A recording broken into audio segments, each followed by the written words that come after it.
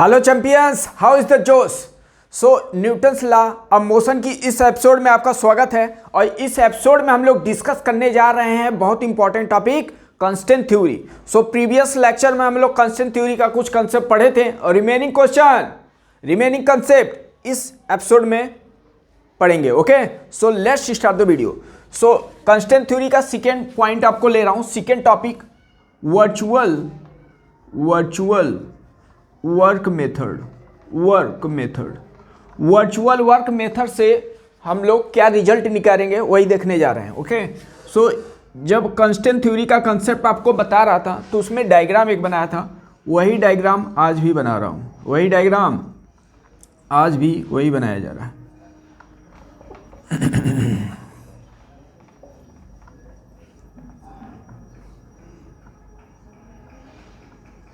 कुछ ऐसा अपना डायग्राम था। ओके, ऐसा कुछ भी एक general derivation, general formula derive करने के लिए, रिजल्ट डिराइव करने के लिए कुछ कंडीशन ऐसा ले रहा हूँ। इसे लेट कर लिया ब्लॉक 1 है और ये ब्लॉक 2 है। ओके, ब्लॉक 1 और ब्लॉक 2 है।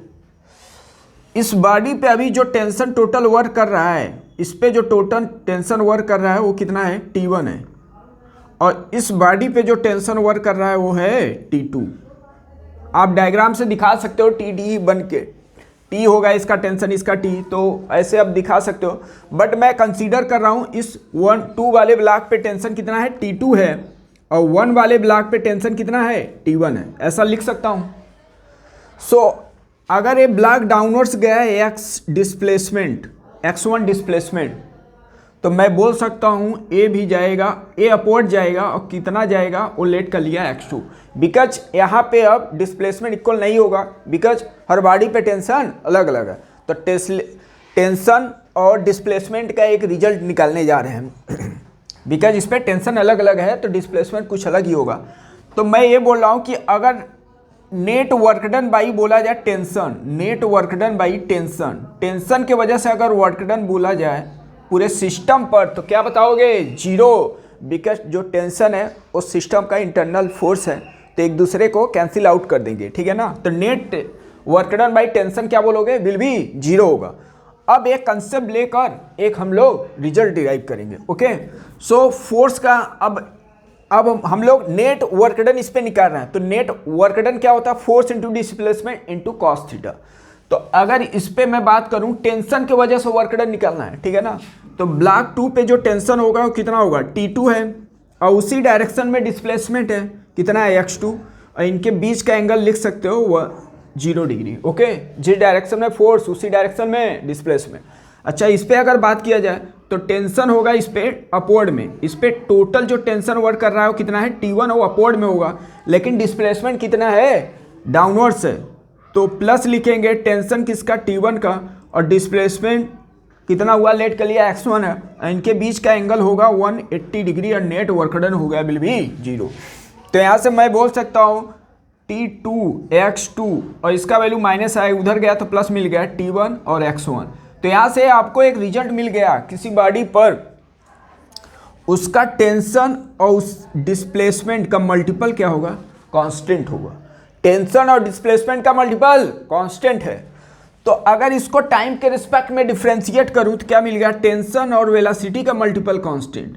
अगेन इसको डिफ्रेंशिएट किया जाए तो टेंशन एक्सीलरेशन का मल्टीपल कांस्टेंट। एक हम लोग को यहाँ पर रिजल्ट मिल गया।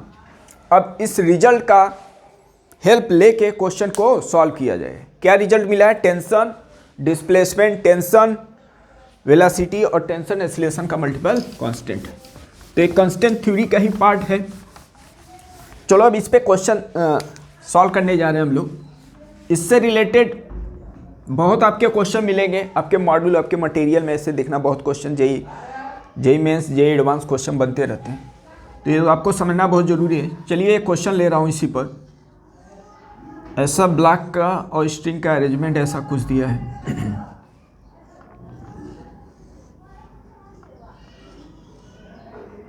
ओके, ऐसा कुछ अरेंजमेंट आपको दे दिया है। तो क्वेश्चन में बोल रहा है कि ए ब्लॉक मान लो 1 है, इसका मास उस नहीं दिया है, नेमिंग कर रहा हूँ अभी। ब्लॉक 1 है, ब्लॉक 2 है, इसका एक्सीलरेशन दे दिया है कि ये अपवर्ड जा रहा है 2 मीटर पर सेकेंड स्क्वायर से, 2 मीटर पर सेकेंड स्क्वायर से, तो जो ब्लॉक 2 होगा वो डाउनवर्ड्स में कितने एक्सीलरेशन से जाएगा। या क्वेश्चन ये भी आपसे पूछ सकता है अगर 1 ब्लॉक का डिस्प्लेसमेंट इतना है तो सेकेंड ब्लॉक का डिस्प्लेसमेंट कितना होगा। तो एक एक्सीलरेशन बेस पे सॉल्व करने जा रहे हैं। तो इसका क्या करते हैं, फ्री डायग्राम बनाते हैं, देखते हैं हर बॉडी पे टेंशन कितना है उसका, ठीक है। तो अगर इसको टेंशन टी लेट किया तो ये भी मैं बोल सकता हूँ टेंशन टी ही होगा क्योंकि स्ट्रिंग एक ही है। अब ये पुली मासलेस है तो F net equal to m में मास हो गया 0, तो इसका मतलब नेट फोर्स इस पे 0 है। तो जितना डाउनवर्ड्स इस पुली पे फोर्स होगा उतना ही अपवर्ड होगा। तो इस पुली पे नेट डाउनवर्ड्स फोर्स कितना है, टी टी क्या हो गया 2t, तो इसका मतलब इस पे 2t होगा। अगर ये 2t हुआ तो ये स्ट्रिंग सेम है तो इसमें भी 2t हुआ। अगर ये 2t हुआ तो 2t प्लस 2t, जो कंसेप्ट यहाँ पे यूज किया था वही कंसेप्ट यहाँ पे यूज करो, 4t मिल गया। इसका मतलब इस स्ट्रिंग में जो टेंशन होगा वो 4t होगा। ओके, तो देखते हैं अगर बोला जाए 1 ब्लॉक का अगर देखा जाए तो इस पे टेंशन t है, एक्सीलरेशन आपको दिया है 2 मीटर पर सेकेंड स्क्वायर। अगर 2 ब्लॉक का बात किया जाए तो इस पे जो टोटल टेंशन कितना वर्क कर रहा है दिखा दो आप, 4t और ये हो गया 2t और ये हो गया t। ओके, इसका एक्सीलरेशन कितना है डाउनवर्ड्स में a2। अब इसको सॉल्व करते हैं हम लोग, क्या लिखेंगे, टोटल टेंशन इस पे 7t into a2 equal to t into acceleration इसका 2, t कैंसिल आउट, तो a2 का वैल्यू मिल गया 2/7। मतलब जो ब्लॉक 2 है वो कितने एक्सीलरेशन से जाएगा डाउनवर्ड, 2/7 से। इस क्वेश्चन को कैसे सॉल्व किया गया है, बहुत सिंपल, जो आपको कंसेप्ट बताया गया है। ओके, टेंशन और एक्सीलरेशन का मल्टीपल कांस्टेंट। तो इस क्वेश्चन में आपको मास भी दे के F net equal to m a use करके मास से भी आप क्वेश्चन बना सकते हैं। ओके, चलो नेक्स्ट क्वेश्चन सॉल्व करने जा रहा हूं मैं। इंपॉर्टेंट ही क्वेश्चन ले रहा हूं। ये ऐसा कुछ ब्लॉक है और यहाँ पे पुली लगा है, यहाँ पे क्या लगा है, पुली, ऐसे बहुत पुली लग सकते हैं। तो ऐसा कुछ अरेंजमेंट दिया है इसका,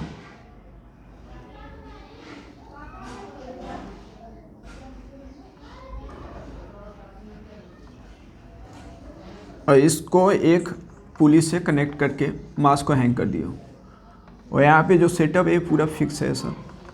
ओके, इस पुली को इस ब्लॉक से कनेक्ट किया गया है, फिक्स किया गया है। इसका मास है 5 kg और इसका जो मास दिया है 2 kg। ओके, सो क्वेश्चन में आपसे पूछ रहा है दोनों ब्लॉक का एक्सीलरेशन और स्ट्रिंग में टेंशन पूछ रहा है। ओके, सो इस सिचुएशन, इस क्वेश्चन में डिफरेंट ब्लॉक पर, दोनों ब्लॉक पे टेंशन अलग अलग है, तो कंस्ट्रेंट थ्योरी का कंसेप्ट लेना है। ओके, यहाँ पे एक्सीलरेशन का नेमिंग करना है कैसे, वो आपको भी समझना है। ओके, सो लेट कर लिया, इस स्ट्रिंग में टेंशन टी है तो इसमें भी टेंशन टी ही होगा, बिकॉज स्ट्रिंग एक ही है, तो सब में आपको टेंशन टी मिल गया। कितना मिल गया, टी मिल गया। ओके, सो अब रही बात एक्सीलरेशन का नेमिंग क्या करेगा, दोनों का एक्सीलरेशन अलग अलग होगा। ओके, तो अब एक्सीलरेशन नेमिंग उसको पहले करना है जिसमें टेंशन अधिक हो, तो इसको लेट कर लिया, इसमें टेंशन, इसमें एक्सीलरेशन कितना है, ए है। एक्सीलरेशन किसमें पहले कंसीडर करना है, जिसमें टेंशन मैक्सिमम हो, ठीक है ना। तो इसमें टेंशन कितने लग रहे हैं, 2t 6t लग रहा है। इस पे जो टेंशन कितना लग रहा है, 6t, तो 6t में एक्सीलरेशन ए है, तो क्या लिखोगे, कांस्टेंट, और इसका एक्सीलरेशन आपको निकालना है, तो क्या लिखोगे, 6t इंटू एक्सीलरेशन इसका ए इक्वल टू इसका टेंशन टी, इसका एक्सीलरेशन लेट कर लिया 2, ठीक है ना। तो ये कितना आ गया, इसका 6 ए आ गया।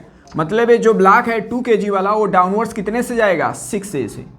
तो यही बेनिफिट है कि जिसमें टेंशन अधिक ले है उसी को एक्सीलरेशन लेट करोगे तो आपका क्या होगा, जो एक्सीलरेशन रहेगा वो फ्रैक्शन नहीं रहेगा, इंटीजर फॉर्म में बना रहेगा, सो दैट कि आपको क्वेश्चन इजीली सॉल्व कर सको। नहीं तो इसको भी लेट कर सकते हो, इसका हेल्प लेके इसका एक्सीलरेशन निकाल लो। चलो अब क्या करते हैं, अब वही पुराना आइडिया अपना फ्री डायग्राम बन गया, एफ नेट इक्वल एम में कर देते हैं। तो इसका एफ नेट लिखें, इसका अगर एफ नेट दिखाया जाए तो इस पे टोटल कितने टेंशन वर्क कर रहे हैं, इसको इरेज कर दे रहा हूँ थोड़ा। इस पे टोटल टेंशन कितना वर्क कर रहा है, हो गया अपना 6t, मतलब ये जा रहा है आप कितने से, 60, इस पे टोटल टेंशन लग गया 60, तो लिखेंगे मोशन के डायरेक्शन का फोर्स 60 है और इसके अपोजिट में है नहीं, और इसी का मास इसी का एक्सेलरेशन, पहला इक्वेशन। इसका अगर इक्वेशन यूज किया जाए तो डाउनवर्ड्स में जा रहा है, तो डाउनवर्ड्स में कौन सा फोर्स है, 2g ग्रेविटेशनल फोर्स, और माइनस करेंगे टेंशन और मास इंटू एक्सेलरेशन, ये है एक्सेलरेशन, मास टू एक्सेलरेशन 6 है, तो कितना हुआ 12a। अब दो इक्वेशन दो अननोन, इसमें क्या करते हैं 6 से मल्टीप्लाई कर देते हैं और दोनों को ऐड करते हैं, तो दोनों को जैसे ऐड किए तो यहाँ पे क्या मिला 12g इक्वल टू क्या लिखेंगे 1272 प्लस 72 प्लस 5 कितना आ गया 77 ओके, तो ये का वैल्यू आ गया 12g/77 ओके। अब ए का वैल्यू मिल गया, मतलब ए एक्सेलरेशन किसका है, अगर पूछा जाए 5 kg का एक्सेलरेशन तो आप क्या बताओगे 5 kg का एक्सेलरेशन। अगर बोल दिया जाए आपसे क्वेश्चन में कि ये 2 kg वाले का एक्सेलरेशन क्या होगा, तो उसका एक्सेलरेशन क्या है 6 है, मतलब इसमें 6 से मल्टीप्लाई करोगे तो कितना होगा 6 से मल्टीप्लाई 72g/77 ओके। अब अगर टेंशन पूछ रहा है तो सिंपल हो गया, टेंशन एक्सेलरेशन मिल गया तो अब इसी में रख दो किसी एक इक्वेशन में।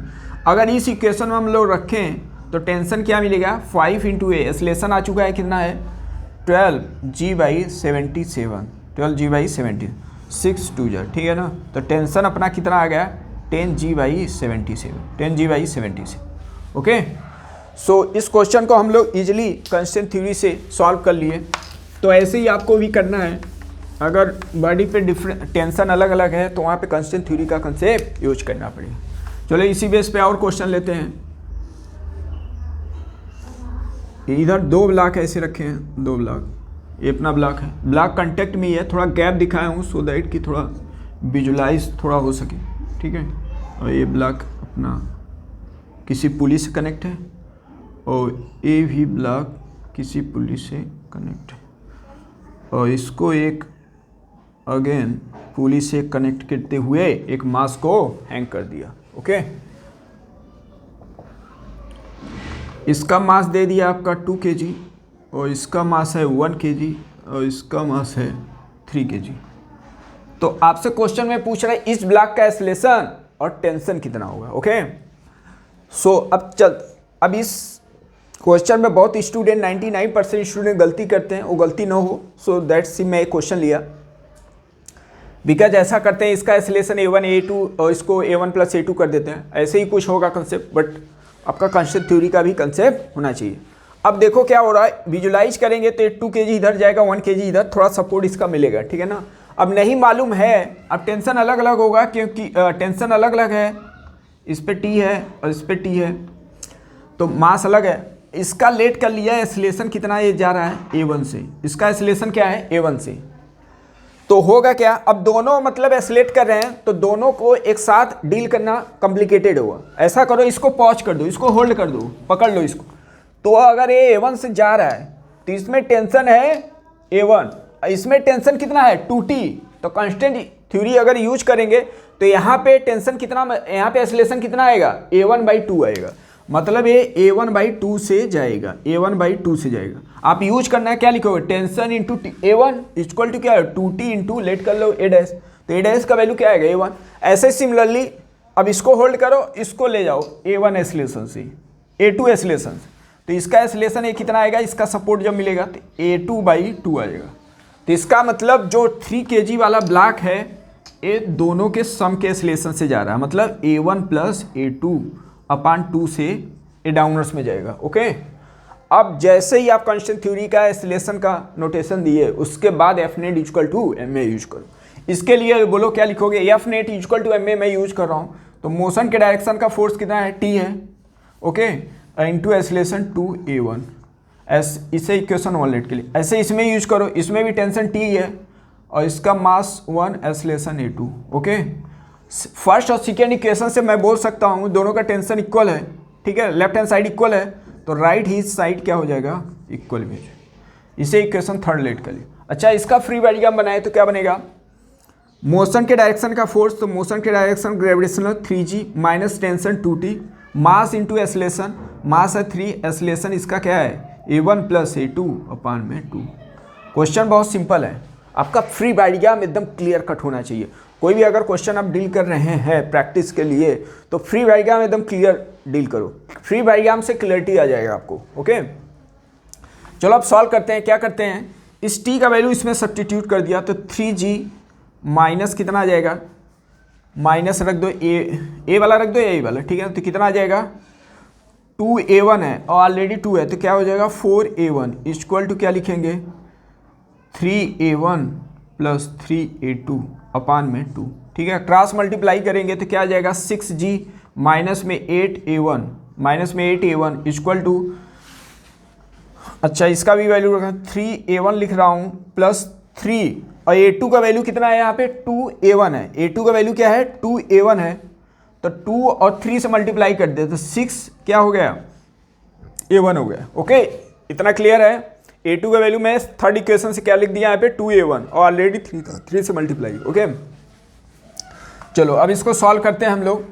सॉल्व करेंगे तो कितना हो गया 6g, ये हो गया अपना 9 प्लस 8 क्या हो गया 17, 9 प्लस 8 17, ठीक है। तो a1, तो a1 का वैल्यू हम लोग को कितना मिल गया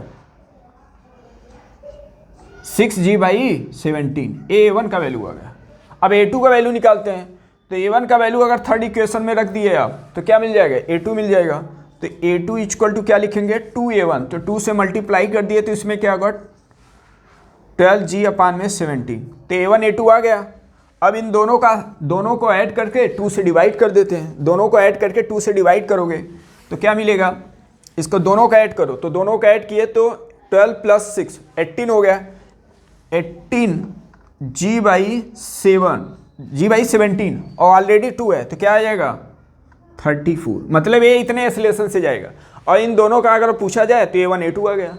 अब a1 a2 आ गया, किसी एक इक्वेशन में रख दो, टेंशन भी आपको मिल जाएगा। अगर टेंशन पूछा जाए तो 2a1 लिखोगे, क्या लिखोगे 2a1, तो 2a1 कर दो कितना आ गया 12g by 17। Okay, so I hope कि इस कंसेप्ट थ्योरी का जो कंसेप्ट था वो आपका क्लियर हुआ। और एनी भी कोई अगर डाउट है आपके पास इससे रिलेटेड तो ज़रूर कमेंट्स करें। ओके, तब तक के लिए जय हिंद जय भारत।